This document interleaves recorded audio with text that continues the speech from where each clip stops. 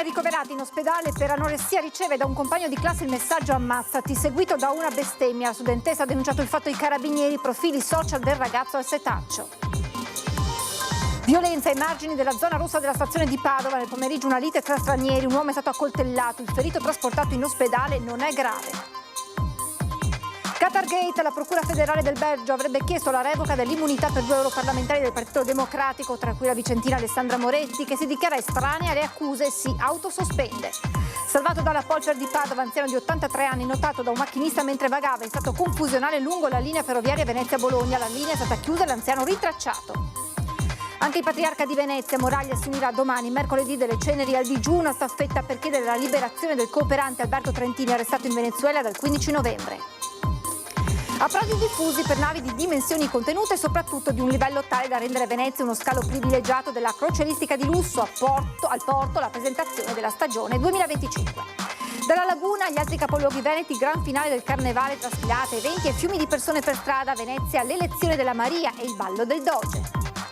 Yuki, gattina di 4 anni, è sparita da casa da Breda di Piave da domenica pomeriggio. L'appello della madre della proprietaria: per mia figlia significa molto, la sta aiutando ad affrontare una grave malattia. Buonasera e ben ritrovati con l'edizione regionale dei nostri telegiornali. Questi i titoli, ma subito in primo piano il sondaggio di questa sera. Lo vediamo insieme con la grafica e parliamo dell'energia, del caro energia che peserà considerevolmente sulle nostre bollette energia. Torniamo al nucleare? Sì. 0422 1626 691, no 0422 1626 690, la chiamata è gratuita all'esito questa sera nel corso di Ring.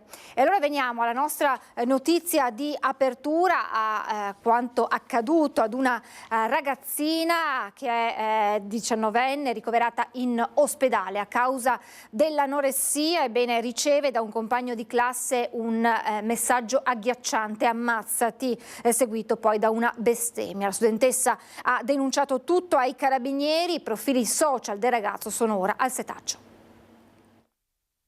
Si stanno concentrando sui profili social di presunti vittime e carnefice i militari dell'Arma trevigiana, che con tutta la delicatezza del caso stanno ricostruendo quanto successo in una scuola superiore di Montebelluna qualche giorno fa. Duplice la segnalazione: una è stata fatta dalla scuola, l'altra tramite denuncia da una ragazza 19enne con disturbi alimentari affetta da una grave forma di anoressia e per questo ricoverata in una struttura specializzata. Ammazzati il messaggio mail ricevuto dalla giovane, contornato da alcune bestemmie, e questo tramite la piattaforma di didattica e learning messa a disposizione dall'istituto. L'autore è stato presto individuato in un suo compagno di scuola della stessa età, che in un primo momento avrebbe negato ogni addebito, ma tutto ricondurrebbe a lui. Si procede per ingiuria, ma è chiaro che se confermato il quadro ci si troverebbe di fronte a qualcosa di più grave, vero e proprio bullismo con incitazioni al suicidio su un soggetto già fragile. La 19enne in quel frangente era rientrata da poco a scuola dopo una lunghissima assenza. I carabinieri, analizzando i profili social e sentendo dei testimoni, stanno capendo se si tratti di un fatto singolo o se fosse stato preceduto da altri episodi simili di scherno e body shaming.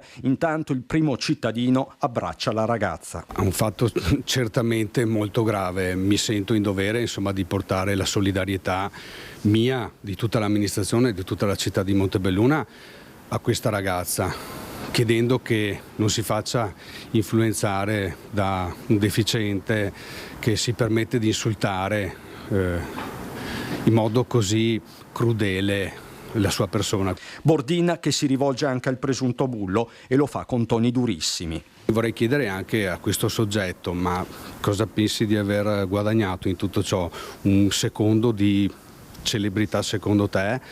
Veramente credo che il rispetto delle persone sia sempre e comunque dovuto. Ripeto, una solidarietà totale alla ragazza. Se per caso avesse bisogno di fare 2 parole anche con noi, le porte sono aperte, soprattutto per queste problematiche. Violenza ai margini della zona rossa della stazione di Padova. Nel pomeriggio lite tra stranieri, un uomo è stato accoltellato, trasportato in ospedale, non è grave. A terra vistose chiazze di sangue, si è accasciato alla fermata del tram ai piedi del cavalcavia Borgomagno all'inizio di via Aspetti. Un trentenne pakistano accoltellato nel primo pomeriggio a Padova dopo una furiosa lite con altri stranieri. L'aggressione deve essere avvenuta sul cavalcavia vicino alla stazione. Il ferito in fuga è arrivato fino alla fermata dove ha tentato di tamponare il sangue. Una scena vista da Ali Mohammad, titolare del fast food bengalese. I ragazzi sono venuti qua e già feriti e dopo si è fermati qua, si sgocciolava il sangue. Sono già venuti qua, si è fermati e c'era un altro signore che ha chiamato l'ambulanza. Tutto qua. Il ferito con un taglio alla nuca è stato trasportato in pronto soccorso. Sul posto la polizia scientifica per i rilievi, mentre gli agenti impegnati nel controllo del quadrante a ridosso della zona rossa si davano all'inseguimento dell'aggressore. Il fermato è un 25enne italo-tunisino arrestato in flagranza, ma la polizia indaga anche sul ferimento al braccio di un altro soggetto, sempre nella stessa zona. Succedono tutti in Arcella, non solo qua. E dopo ogni tanto si accoltellano, ogni tanto fa con le bottiglie, sai che spaccano le bottiglie di birra, quelle cose. E adesso se guardo di 5 anni prima, adesso è molto minuti già qua, perché io ho cercato di pian pianino allontanare da qua. 3 persone a bordo di un'imbarcazione da diporto sono rimaste lievemente ferite nello scontro con un palo nel canale di San Leonardo avvenuto questa notte. La barca è affondata e i suoi occupanti sono stati recuperati dall'intervento congiunto di 118, Capitaneria di Porto e Vigili del Fuoco, che poi hanno recuperato anche lo scafo. Le basse temperature dell'acqua hanno provocato un principio di ipotermia, ancora da chiarire le cause dell'incidente. Qatargate, la Procura federale del Belgio avrebbe chiesto la revoca dell'immunità per 2 europarlamentari del Partito Democratico, tra loro anche la vicentina Alessandra Moretti. Qatargate, l'inchiesta esplosa nel 2022 torna a far discutere. La Procura federale del Belgio avrebbe avanzato all'ufficio presidenza del Parlamento europeo la revoca dell'immunità per 2 eurodeputati socialisti. Secondo notizie che stanno circolando e che citano il quotidiano di Bruxelles, Le Soir, sembrerebbe che il provvedimento riguardi 2 eurodeputate del Partito Democratico, la vicentina Alessandra Moretti e l'emiliana Elisabetta Gualmini, entrambe elette nel giugno del 2024 nella circoscrizione nord-est.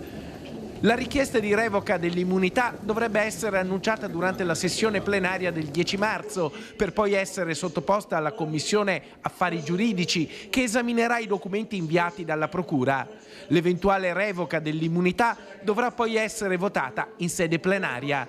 L'inchiesta Qatargate, che ha coinvolto membri del Parlamento europeo, funzionari e ONG, punta i fari su una presunta corruzione e ingerenza straniera nel Parlamento europeo. Secondo l'ANSA, le 2 eurodeputate hanno deciso di autosospendersi dal gruppo dei socialisti e democratici per essere pienamente a disposizione della magistratura, sottolineando la loro totale estraneità a ogni fatto corruttivo. Ma sta di fatto che il Qatargate, che sembrava su un binario morto, oggi torna a esplodere nel cuore politico dell'Europa. Storia a lieto fine per un anziano di 83 anni che ieri sera è stato salvato dalla Polfer di Padova mentre vagava in stato confusionale lungo la linea ferroviaria Venezia-Bologna. L'allarme era stato dato dal macchinista di un treno regionale Venezia-Bologna che aveva notato l'uomo che barcollava sui binari.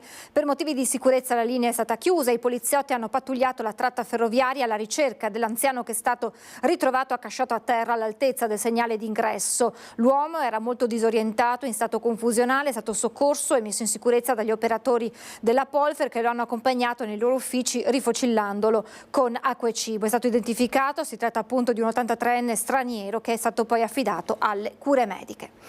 Anche il patriarca di Venezia, Monsignor Francesco Moraglia, si unirà al digiuno per chiedere la liberazione del cooperante 45enne italiano originario del Lido di Venezia che si trova arrestato in Venezuela dallo scorso 15 novembre.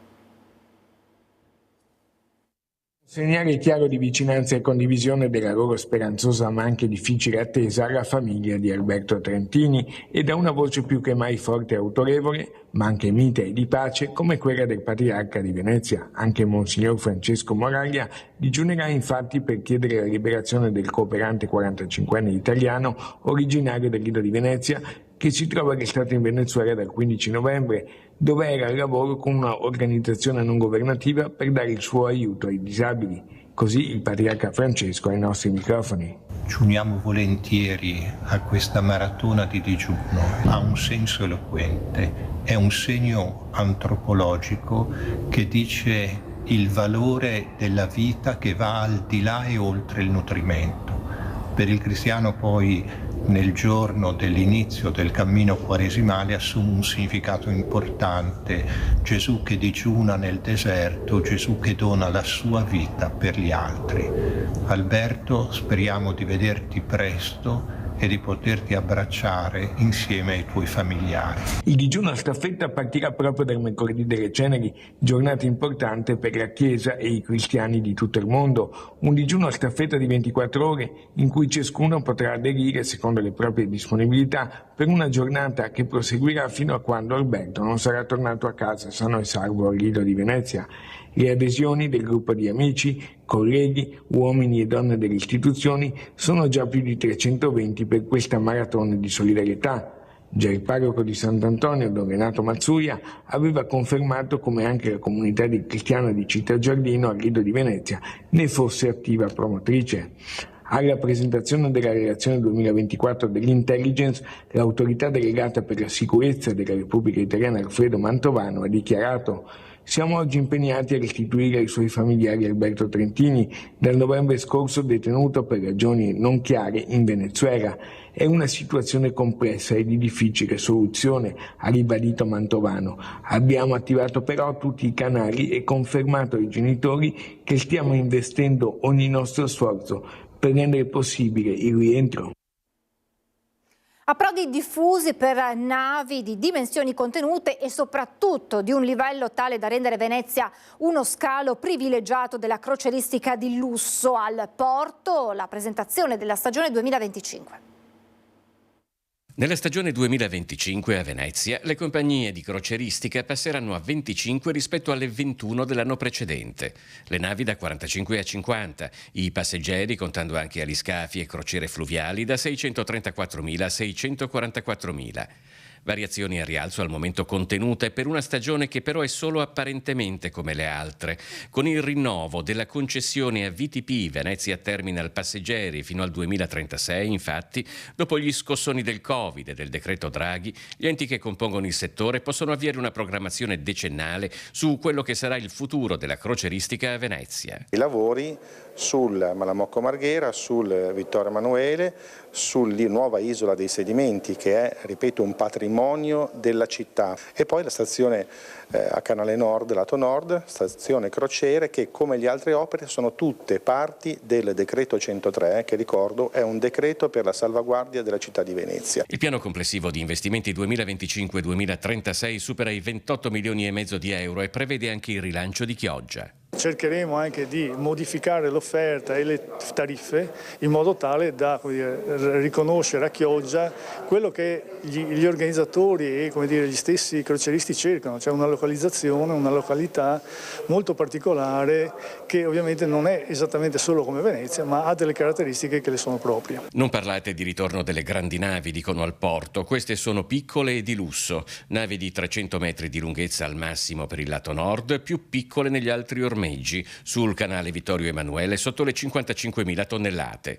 Tutti i progetti poi sono all'insegna della sostenibilità non solo ambientale. Quello che sicuramente dobbiamo fare è capire quanto possono essere i flussi turistici sulla laguna che si possano sostenere e a quali condizioni. Quindi questi sono i due elementi. D'altra parte abbiamo parlato anche con le grandi compagnie di crociere, tutti sono disposti, diciamo così, anche ad fare dei sacrifici pur di venire a Venezia.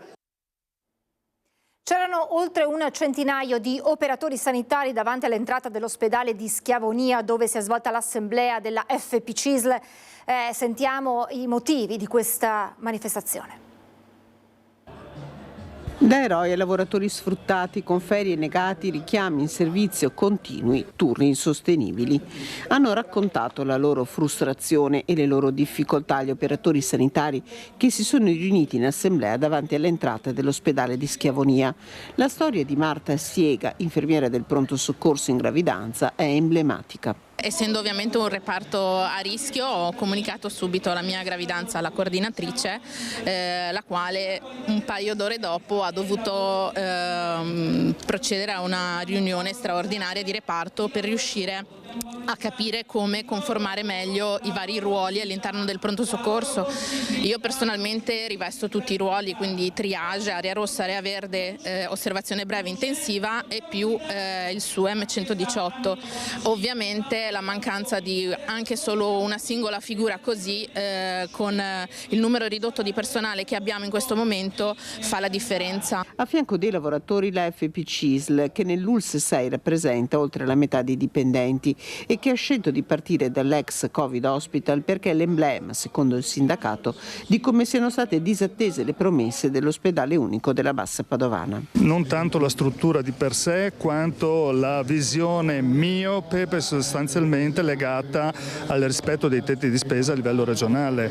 Allora, dal 2022 ad oggi si sono persi 200 dipendenti e questi pesano su quello che è la qualità assistenziale che deve essere riconosciuta alla popolazione. Addirittura si fa fatica a sostituire una maternità. Assolutamente sì. Qui tornano le miopie legate alle gestioni finanziarie, per cui il tetto di spesa rappresenta un obiettivo invalicabile e di conseguenza nel momento in cui c'è l'assenza per maternità non viene sostituita. A Schiavonia le carenze maggiori si registrano nel pronto soccorso, in terapia intensiva, con criticità anche in altri reparti. Non è un problema di personale, perché soprattutto parliamo per il comparto. Vorrei ricordare, visto che in questi giorni è uscito il concorso degli infermieri, dove l'azienda ULSS ha messo solo, tra virgolette, 10 posti a disposizione, ma ne ha messi 10 perché noi abbiamo una graduatoria ferma. Quindi questa per noi sarebbe la seconda graduatoria. Quindi il personale c'è, bisogna assumerlo. Martedì Grasso, ultimo giorno di carnevale, vediamo come si è vissuto a Venezia. Sono Elena Sofiacesca, ho 19 anni, abito a Venezia orgogliosamente e studio medicina all'Università di Padova nella sede di Treviso e sono la Maria dell'anno 2025. Quasi incredula per quanto decretato dal voto dei giurati, scelte tra le 12 ragazze provenienti da tutta la città metropolitana, Elena Sofiacesca, la Maria del Carnevale 2025 di Venezia, si presenta al pubblico in tutta la sua fresca solarità e grande spontaneità. Il racconto delle sue emozioni e di come uno dei suoi sogni più grandi sia ora divenuto realtà. Essendo io veneziana, forse l'ho ripetuto troppe volte, però per me è molto importante, rappresentare la mia stessa città è veramente un'emozione grandissima. Per me già essere stata selezionata come una delle 12 Marie era stata un'emozione grandissima perché era un sogno che avevo fin da quando ero bambina e non avevo pensato il di più di essere una Maria. Dalle Marie al Ballo del Doge, tra le feste in maschera a palazzo tra le più esclusive e prestigiose del Carnevale di Venezia, senza esagerazione alcuna a livello mondiale, tra spettacoli mozzafiato e costumi d'epoca da favola, dove per chi non ha avuto modo di esserci sono le immagini a riportarci al sogno di poterci andare almeno una volta nella vita. E adesso la storia di Yuki e della sua proprietaria. Yuki è una gattina e manca da casa da domenica. Io faccio sto appello, se l'avete trovata cercate di mettervi in contatto con la redazione perché per mia figlia questa gattina è più di una medicina, veramente insomma gli dà conforto, gli dà coraggio. La signora Mirella lancia un appello perché chiunque abbia visto questa gattina si metta in contatto con la nostra redazione. Yuki, è il nome dell'amicia, appartiene alla figlia di Mirella. Per lei lo splendido esemplare di Sacro di Birmania rappresenta molto più che un animale domestico. Da mesi, infatti, la gatta di 4 anni sta aiutando la sua proprietaria ad affrontare un momento molto complicato a causa di una grave malattia. Gli è stata sempre molto vicina, ha avuto un po' di problemi, cose molto... e praticamente la gattina gli ha dato sempre un gran coraggio, gli ha dato una gran forza di poter andare avanti. Nella sua sofferenza ha avuto veramente un regalo di avere una gattina del genere. Yuki, sterilizzata dal carattere docile, è sparita nel pomeriggio di domenica 2 marzo da Breda di Piave, vicino a Treggi Gomme. Un momento di distrazione, la porta aperta e la gattina si è allontanata. Si sono accorti 2 ore dopo che non c'era più. Questo è il fatto. L'hanno veramente cercata tanto e mia figlia è in disperazione, se devo dire il vero. In questo momento non avrebbe bisogno di altro. La sua proprietaria e il marito l'hanno cercata per tutta la notte. La speranza è che qualcuno l'abbia trovata e messa in sicurezza. La coppia offre una ricompensa a chiunque riporti la gattina alla sua famiglia. Yuki non esce mai, non è abituata a stare all'aperto. Per questo la preoccupazione aumenta con il passare dei giorni. Molto triste, guardi, sta passando un periodo, già passava un periodo così, adesso con questa mancanza è una cosa, non so come spiegarli, guardi, veramente sta soffrendo molto e si augura che qualcuno l'abbia presa su, insomma, ecco. È davvero tutto, ora vi lascio alla sigla e alle previsioni del tempo. Grazie per averci seguito e buona serata.